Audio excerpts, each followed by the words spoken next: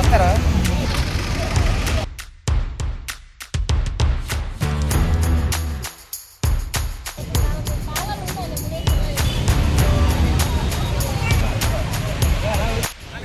మరి పరిస్థితి ఏంటన్నా అక్కడికి వేస్తారా లేకపోతే చెప్పలే ఉన్నాయి చెప్పలో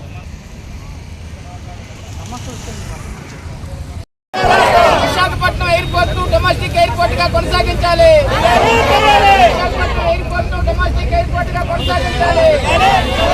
విశాఖపట్నాన్ని ఆ సమస్య పరిష్కరించేంత వరకు పోరాడతాం. ఆ సమస్య పోరాడతాం. పరిష్కారమయ్యేంత వరకు పోరాడతాం. ఆ సమస్యల పరిష్కారమయ్యేంత వరకు పోరాడతాం. మా ధన్యవాదాలు. అమర్నాథ్ గారికి మా ధన్యవాదాలు. అలాగే మా ఎక్స్ ఎమ్మెల్యే గారు చంద్రపూర్ రామయ్య గారికి మా ధన్యవాదాలు. అలాగే మా బీటీ రావు గారికి ధన్యవాదాలు. అలాగే మా డిప్యూటీ మేయర్ చంద్రబాబు గారికి మా ధన్యవాదాలు. చేసిన పెద్దలందరికీ మా ధన్యవాదాలు కలిగజేసుకుంటున్నాం. మా పేదలు ఈరోజు రోడ్డు మీద పడిపోయారని మాకు ఎంతగానో పట్టించుకొని మా కొరకు నిరసన తెలిపే పెద్దలందరికీ ధన్యవాదాలు కలిగజేసుకుంటున్నాం. మీడియా మిత్రులకి అందరికీ మా ధన్యవాదాలు. ఈ రోజుకి 7వ రోజు. 7 రోజుల నుంచి కూడా మేము పోరాడుతున్నాం. పోరాడినప్పటికీ ఎటువంటి స్పందన కూడా లేదు. ఎవరు కూడా మమ్మల్ని పట్టించుకోలేదు.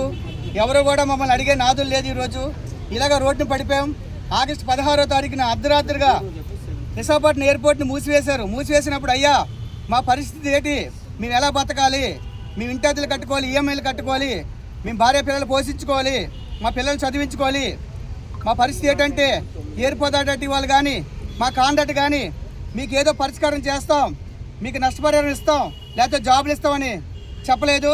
జాబులు ఇస్తామని అన్నారు కానీ భోగాపురం ఎయిర్పోర్ట్ దగ్గరికి వెళ్తే ఆ జిఎంఆర్ సంస్థ వారు గేట్లు వేసేసేవారు, లోపల రానిచ్చేవారు కాదు.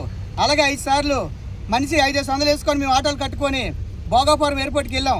మాకు జాబులు ఇస్తారని మేము వెళ్ళినప్పటికల్లా ఆ జిఎంఆర్ సంస్థ వారు అక్కడ గేట్లు వేసి మమ్మల్ని పంపించేవారు కాదు.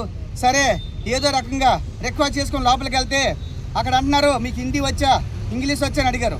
మాకు వచ్చిన ఇంగ్లీష్ వచ్చండి, మాకు వచ్చిన హిందీ వచ్చు, మేము 20 సంవత్సరాల నుంచి విశాఖపట్నం ఎయిర్పోర్ట్లో మీ సేవలు కొనసాగించాం ట్రాలీ బాయ్గా, అబ్స్కిప్ వాళ్ళు మేము కూడా చెప్పినప్పటికీ వాళ్ళు ఏమని అన్నారంటే వాళ్ళకి జాబ్ ఇవ్వడానికి ఉద్దేశం లేదు, ఇలా పిటిషన్ పెడితే ఏదో రకంగా వెళ్ళిపోతారు. హిందీ ఇంగ్లీష్ అడిగారు. అడిగినప్పుడు మాకు వచ్చిన ఇంగ్లీష్లో మాట్లాడతాను, హిందీలో మాట్లాడతాను సార్ అంటే అలా అన్నారు 13,000 జీతం ఇస్తాం, 13,000 జీతాన్ని మీరు చేస్తారని అడిగారు.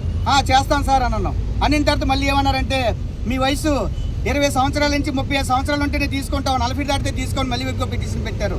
సరేనని మళ్ళీ మేము ఎంపీ భర్త గారు చెప్పాం, సెంట్రల్ మినిస్టర్ రామ్మోహన్ రెడ్డి గారు చెప్పాం, అయ్యా మా పరిస్థితి ఇలాగ ఉంది, ఈరోజు మీరు రోడ్డు మీద పడిపోతున్నాం, మాకు మీరు న్యాయం చేయండి, ప్రతి ఒక్కరు మీకు ఎంత పత్రాలు ఇచ్చామంటే మేము చేస్తాం తమ్ముడు అన్నారు. ఇప్పుడు వచ్చి ఎవరు కూడా పట్టించుకోలేదు. మమ్మల్ని ఎలా అడుగుతున్నారంటే మేము జిఎంఆర్ సమస్య చెప్తాం అన్నారు. ఎయిర్పోర్ట్ ఇక్కడ తీసేసి దాకా చెప్పలేదు. మేము రోడ్డు మీద పడిపోయాం. కనీసం ఒక ఎమ్మెల్యే కానీ ఎంపీ కానీ మినిస్టర్ కానీ ఎవరు కూడా మమ్మల్ని అడగలేదు. ఎందుకంటే వాళ్ళకి మేము ఎప్పుడు సేవలు చేస్తూ ఉండేవాళ్ళవి, వాళ్ళు సూట్ కేసులు మోసేవాళ్ళవి, వాళ్ళు బ్యాగులు మోసేవాళ్ళు. మమ్మల్ని పట్టించుకున్నప్పుడల్లా చేస్తాం తమ్ముడు, మీకు జాబ్ ఇస్తాం తమ్ముడు, ఎలాగలా అన్నారు. ఈరోజు చాలా మోసం చేశారు. మా కాంట్రాక్ట్ తరపు నుంచి కానీ కంపెనీ తరపు నుంచి కానీ ఎయిర్పోర్ట్ తరపు నుంచి కానీ మాకు ఎటువంటి నష్టపరిహారం లేకుండా ఈరోజు అర్ధాంతరంగా మమ్మల్ని రోడ్డు మీద తోసివేశారు. అలాగే ఉద్దు తుఫాన్లో మేము ఎన్నో పనులు చేసాం. ఆ వాటర్ వచ్చేసి ఇవన్నీ చెల్లపెంకులుగా చెత్తం అయిపోతే ఎయిర్పోర్ట్ మీరు శుభ్రం చేసి క్లీన్ చేసి, ఎందుకంటే మా ఎయిర్పోర్ట్ మా కన్న తల్లి, మా విశాఖపట్నం ఎయిర్పోర్ట్ మా బంగారం, మమ్మల్ని 20 సంవత్సరాలు 30 సంవత్సరాలు మమ్మల్ని పోషించింది, మమ్మల్ని ఎంతగానో మా సేవలో పాసెంజర్లు కూడా గుర్తించారని మీ ఎయిర్పోర్ట్ని శుద్ధి చేస్తే అప్పుడు గౌరవైన నరేంద్ర మోడీ గారు పిఎం గారు ఆయన కూడా వచ్చి శబాస్ అని చెప్పారు. 2 రోజులకి మేము ఎయిర్పోర్ట్ శుభ్రం చేసి ఎయిర్పోర్ట్ని సెటిల్ వేసి మళ్ళీ యథావిధిగా మేము ఎయిర్పోర్ట్ సేవలు మళ్ళీ కొనసాగించాం. అలాగే కరోనా వచ్చినప్పుడు ఆ మహా భయంకరమైన కరోనాలో మేము ప్రాణాలు సైతం తగ్గించి హౌస్ కీపింగ్ సిబ్బంది, ట్రాలీ బాయ్స్, మేము ఎలక్ట్రీషియన్లు, ప్లంబర్లు చాలామంది మా ప్రాణాలు సైతం తగ్గించి రాత్రి 2 3 క్వారంటైన్ పంపించేదాకా మేము ఎయిర్పోర్ట్ నొక్కేవాళ్ళం కాదు.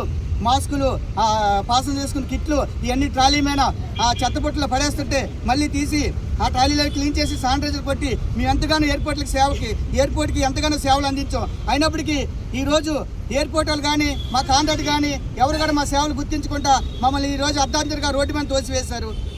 మరి మమ్మల్ని ఓటు అడిగినప్పుడు అప్పుడు అడగట్లేదు, మీకు 40 సంవత్సరాలు ఉన్నాయా 30 సంవత్సరాలు ఉన్నాయని ఓటు అడగలేదు. మమ్మల్ని ఏ సంవత్సరం పర్లేదు, 100 సంవత్సరాలు దాటిపోయినా వచ్చేయండి, పర్లేదు ఓటు వేసేయండి అని ఓటుకి మాకు హక్కు ఉంది. కానీ ఈరోజు మేము పోరాడానికి హక్కు లేదు. ఈ నీటిపేద కుటుంబాలని రోడ్డు మీద తోసివేశారు. ఇటువంటి ఘోరమైన పరిస్థితి ఎవరికి కూడా రాకూడదు.